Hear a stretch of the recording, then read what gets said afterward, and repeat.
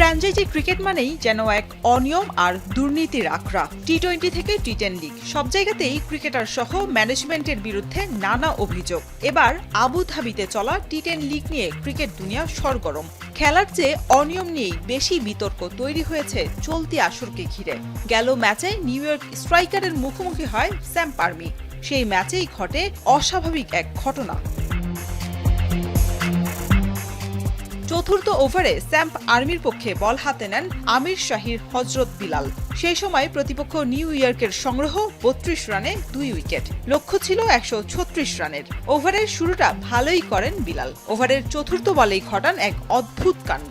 Crease থেকে প্রায় 1 foot বাইরে পা রেখে করেন বল, আর তাতেই নো বলের সংকেত দেন আম্পায়ার। ফ্রি হিটে ছক্কাও মারেন নিউ ইয়র্কের ডোনোভান ফেরাইরা।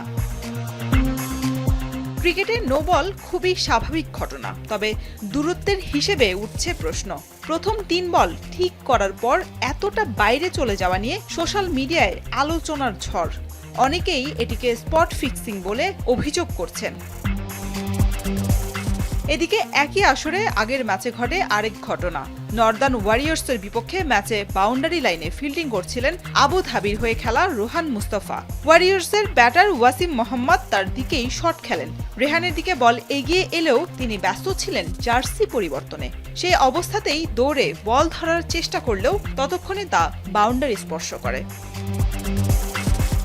গেল আসরেও আবুধাবি টি10 লিগে ফিক্সিং, বেটিং সহ দুর্নীতির বেশ কিছু অভিযোগ পায় international cricket council ICC. Sharif Raushan, এখন। মাঠের অলরাউন্ডার আমি, আর ঘরের allrounder Tylox. Tylox toilet cleaner. Clean মানেই টাইলক্স।